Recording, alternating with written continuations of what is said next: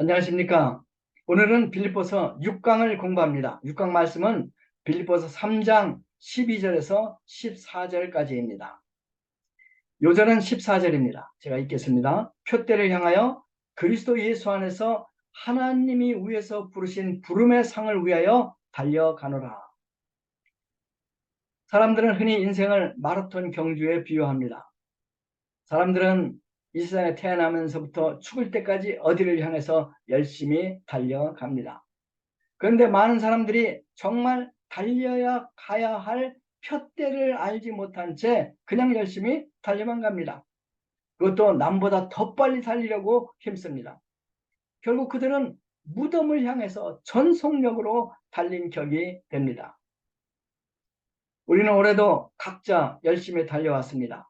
벌써 싱그러운 가을이 되었습니다. 오늘 우리는 잠깐 숨을 멈추고 우리가 바라보고 달려야 할 표대가 무엇인가 다시 한번 생각해 보고자 합니다. 그러면 우리 그리스도인들에게 달려가야 할 분명한 표대가 무엇일까요? 또 어떤 자세로 이 표대를 향해 달려가야 할까요? 오늘 이것을 배우기를 원합니다. 1파트, 우리가 바라보아야 할 표대. 12절에서 14절 제가 다시 한번 읽겠습니다. 내가 이미 얻었다 함도 아니요 온전히 이루었다 함도 아니라 오직 내가 그리스도 예수께 잡힌 바 된 그것을 잡으려고 달려가노라. 형제들아, 나는 아직 내가 잡은 줄로 여기지 아니하고 오직 한 일, 즉 뒤에 있는 것을 잊어버리고 앞에 있는 것을 잡으려고 표대를 향하여 그리스도 예수 안에서 하나님이 위에서 부르신 부름의 상을 위하여 달려가노라.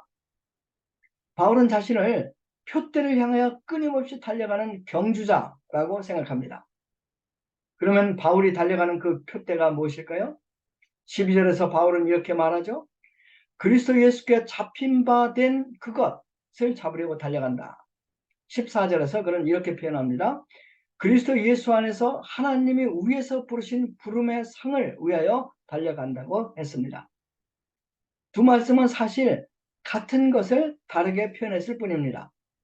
그리스도 예수께 잡힌 바 된 그것은 구원의 완성을 말하죠. 부르심의 상은 믿음의 경주를 완주한 자에게 주시는 상급, 즉 의의 면류관을 말합니다. 의의 면류관은 그리스도와 같이 완전히 변화되는 성화의 완성인 영화라고 할 수 있습니다. 로마서 28장 29절 30절에 보면 이것이 하나님이 우리를 부르신 궁극적인 목적이라고 말하고 있습니다. 제가 29절 30절 로마서 8장 읽겠습니다. 하나님이 미리 아신 자들을 또한 그 아들의 형상을 본받게 하기 위하여 미리 정하셨으니 이는 그로 많은 형제 중에 맏아들이 되게 하려 하심이라. 또 미리 정하신 그들을 또한 부르시고 부르신 그들을 또한 의롭다 하시고 의롭다 하신 그들을 또한 영화롭게 하셨느니라. 빌립보서 3장 8절을 읽어보면 바울의 간절한 소원은 예수 그리스도를 점점 깊이 알고 또 그 안에서 자신이 발견되는 것입니다.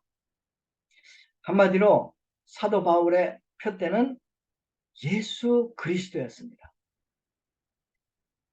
히브리 기자도 믿음의 경주를 하는 자가 바라봐야 할 표대가 예수님임을 분명히 말하고 있죠. 히브리서 12장 1절 2절이죠. 인내로서 우리 앞에 당한 경주를 경주하며 믿음의 주요 온전케 하시는 이인 예수를 바라보자. 우리가 바라봐야 할 표대는 믿음의 창시자요 완성자이신 예수님이십니다. 그런데 바울은 표대를 말할 때 예수 그리스도께 잡힌 바 된 그것이라고 표현했습니다. 왜 그렇게 표현했을까요? 이것은 바울이 처음부터 자기 의지로 예수 그리스도를 표대로 삼은 것이 아니라 예수님께서 그를 사로잡으심으로 예수님을 표대로 삼게 되었다는 뜻이 아닐까요? 즉 그는 일방적인 불가항력적인 예수 그리스도의 은혜로 그는 이제 예수님을 표대로 달려가는 복된 삶을 살게 되었다고 고백하는 것입니다. 우리 인생의 표대가 무엇인가 하는 것이 곧 우리 인생의 행불행을 좌우합니다. 많은 사람들이 세상의 부를 표대로 삼고 밤낮없이 일합니다. 어떤 사람들은 권세를, 다른 사람들은 명예를 목표로 놓고 그 인생을 투자합니다. 어떤 사람들은 쓰러져가는 가문을 일으키는 것이 표대로 사는 사람들도 있습니다. 한국 분들 중에서는 자녀들의 출세가 표대인 분들도 많습니다.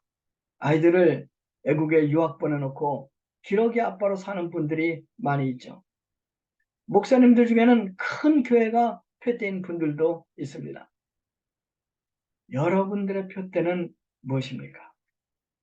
여러분들은 지금 무엇을 위해서 살고 계십니까? 우크라이나 출신 러시아 작가 고골리라는 사람이 단편 소설을 많이 썼는데 그 중에 하나가 에투라는 단편 소설입니다. 이 에투라는 단편 소설은 러시아 수도인 페체르부르크, 페터스부르크를 배경으로 하는 소설이죠. 그곳에 아카키 에비치라는 하급 관리가 살았습니다. 그 관리의 일은 필사하는 것이 그 사람의 일이었습니다. 그런데 어느 겨울 퇴근하고 집에 오는데 어깨가 무엇에 쏘는 것처럼 아팠습니다. 그래서 집에 와서 보니까 그 애투에 구멍이 나서 이제 그렇게 아팠던 것입니다. 애투 수선점에게 애투를 가지고 이제 기우려고 갔어요. 근데 이 애투는 그동안에 너무 오랫동안 여러 번 기워서 더 이상 기울 수가 없이 낡았다고 합니다. 그래서 새 애투를 사십시오. 이렇게 애투 수선점에서 얘기합니다. 이제 그는 새 애투가 절실히 필요하게 되었습니다. 문제는 너무 가난해서 새 애투를 살 수 없다는 것입니다. 4개월 동안 하나도 쓰지 않고 몽땅 절약해야지만 살 수 있는 것이 바로 새 고급 애투였습니다. 그는 새 애투 장만하는 것을 이제 삶의 목표로 세웁니다. 그날부터 그는 먹는 것, 쓰는 것을 절약합니다. 그리고 새 애투를 위해서 돈을 저축하기 시작합니다. 저녁에도 양초값을 절약하기 위해서 일찍 잡니다. 차도 마시지 않습니다. 빵도 버터나 치즈 없이 먹습니다. 이때 사람들이 그 관리에게 당신의 소원이 무엇입니까? 당신의 인생의 목표가 무엇입니까? 라고 물었다면 그는 조금도 주저앉지 않고 대답했을 것입니다. 내 인생의 목표는 고급 외투를 갖는 것입니다. 열심히 일하고 열심히 절약해서 드디어 그는 92루블을 만들어 꿈에도 그리던 값비싼 고급 외투를 사게 되었습니다. 와우! 그날은 아카키 에비치에게 성공한 날입니다. 인생의 목표를 이룬 최고의 날이었습니다. 그의 마음은 큰 기대감과 흥분된 마음으로 가득 찼습니다. 행복했습니다. 멋진 새 고급 외투를 입고 그 이튿날 출근을 합니다. 동료들이 새 외투를 부러워하며 칭찬을 합니다. 그날 부국장이 자기 집에서 열리는 사교 파티에 아카키 에비치를 초청합니다. 보통 때는 거절했는데 그날은 흔쾌히 허락을 합니다. 부국장 집에서 샴페인을 마시고 맛있는 것을 먹으며 황홀한 파티를 즐겼습니다. 파티를 마치고 행복에 겨워 그는 집으로 돌아오고 있습니다. 그날따라 지름길로 가지 않고 일부러 광장을 거쳐가는 길을 선택하여 집으로 가고 있었습니다. 그런데 바로 그날 예진 광장에서 광도들을 만나 그 고급 외투를 강탈당하고 맙니다. 그날 아카키 에비치는 단순히 고급 외투만을 강탈당한 것이 아닙니다. 그의 목표를 강탈당하고 그의 꿈과 행복을 강탈당한 것입니다. 그는 경찰서장을 찾아갑니다. 그리고 호소했습니다. 그런데 경찰서장은 욕만 하고 쫓아냈습니다. 더 높은 장관을 가서 지위가 더 높은 장관을 찾아갑니다. 그 장관에게 호소하려고 하지만 혼만 나고 쫓겨납니다. 결국 그날 이후 아카기 에비치는 깊은 좌절의 늪에 빠지게 됩니다. 그리고 시름시름 앓다가 결국 죽고 말았습니다. 이야기는 여기서 끝나지 않습니다. 고골리는 이 아카기 에비치가 유령이 되어서 지나가는 사람들의 애투를 빼앗는다는 슬픈 이야기를 전해주고 소설을 맺습니다.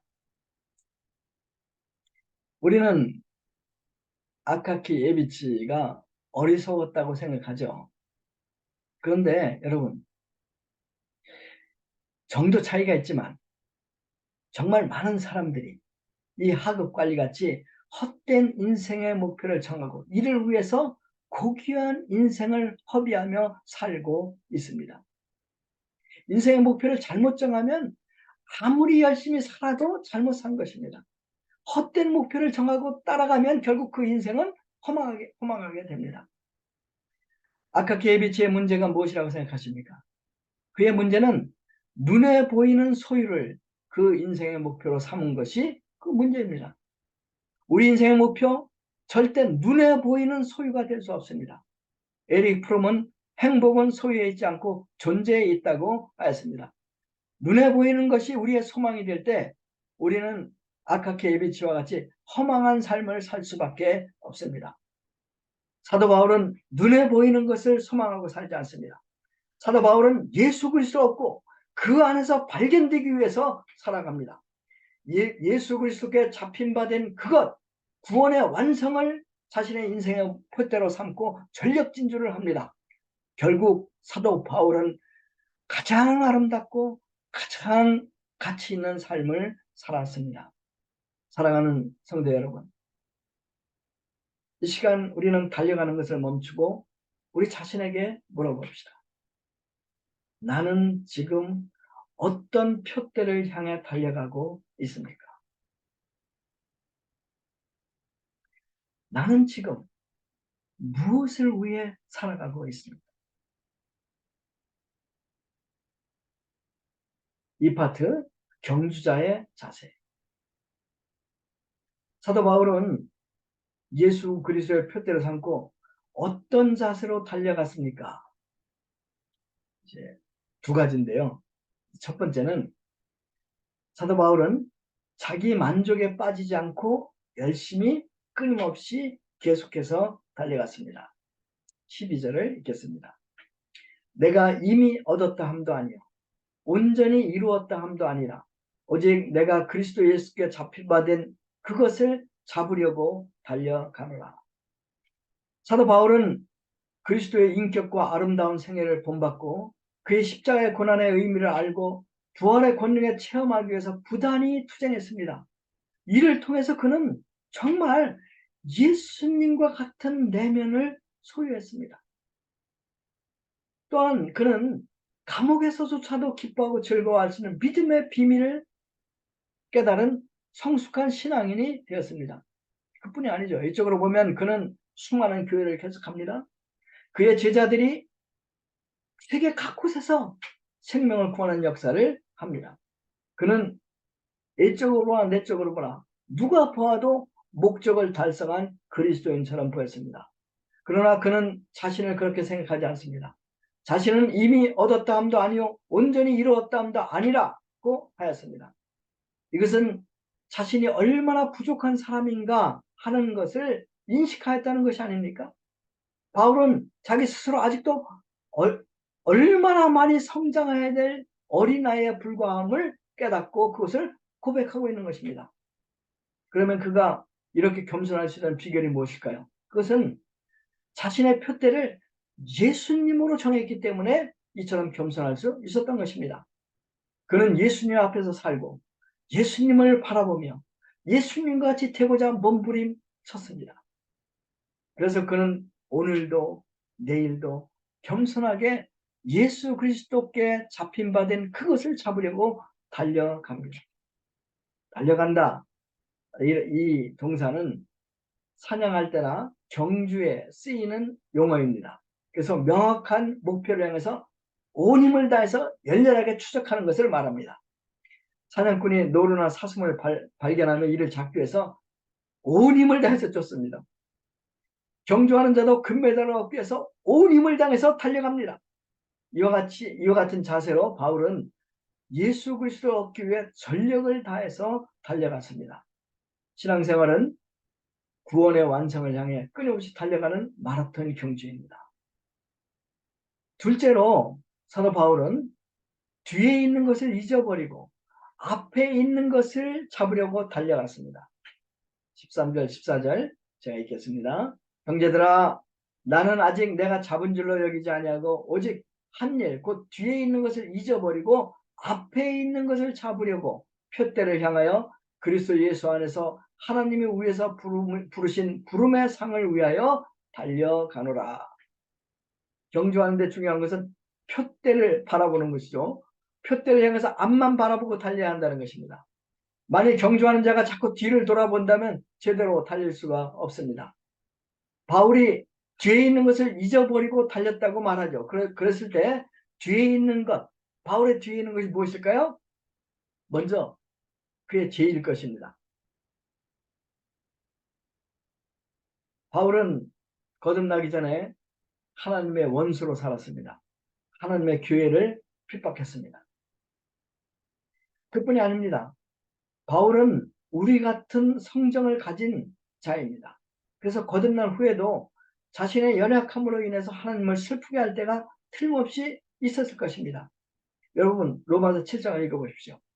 로마서 7장에서 바울은 자신의 처절한 내적인 싸움, 그리고 이 내적인 처절한 싸움에서 결국 케오패를 당한 것을 겸손하게 고백합니다. 바울은 이것들을 잊어버리고 달립니다. 어제의 죄가 그의 발목을 잡지 못합니다. 만일 바울이 과거의 죄로 인해서 늘 자신을 정죄하고 살았다면 그는 결코 위대한 하나님의 종이 될 수 없었을 것입니다. 로마서 8장 1절에서 그는 이렇게 외칩니다. 그러므로 이제 누구든지 예수 그리스도 안에 있는 자들에게는 결코 정죄함이 없다. 이제 7장에서 그가 그 죄에 패배당하고 절망하고, 예, 그 다음에 8장 1절에서 쓴 말이에요. 바울은 매일매일 주님의 은혜에 감사하고 그 은혜에 붙들려 삽니다. 바울에게 매일매일은 말 그대로 매일 새날, 새 생명이었습니다. 그런데 바울의 경주를 방해할 수 있었던 것은 결코 그의 죄만이 아닙니다. 그의 찬란한 업적, 그것도 그에게 함정이 될 수 있었습니다. 바울은 수많은 제자를 양성하고 그와 그의 제자들이 수많은 교회를 개척하고 엄청나게 많은 사람들을 주님께로 인도합니다. 바울은 혼자 13개의 편지를 썼는데 그 편지가 성경이 됩니다. 그래서 오늘날도 이 사도 바울의 서신을 통해서 많은 사람들이 감동을 받고 이제 이 믿음에 들어오고 거듭나고 믿음이 성장하고 있습니다. 사도 바울은 얼마든지 자신의 찬란한 업적을 자랑할 수 있었습니다. 그러나 그는 과거의 수치로선 죄도 찬란한 업적도 모두 잊어버렸다고 말합니다. 그는 과거에 매여서 현재 달린 일을 포기하는 어리석은 짓을 하지 않습니다. 우리가 과거를 기억하고 과거의 사건을 교훈으로 삼는 것은 중요하죠. 그러나 잘한 것이든 못한 것이든 과거에 매여서 현재 믿음의 경주를 잘 못한다면 이것은 정말 어리석은 짓입니다. 우리가 믿음의 경주에서 이기려면 잘한 것든 못한 것든 과거에 얽매이지 말고 앞을 향해서 달려가야 합니다. 달리기 육신의 건강을 유지하는데 아주 좋은 비결입니다. 그래서 한국에서도 그렇고 독일에서도 그렇고 마라톤 인구가 점점 증가되고 있습니다.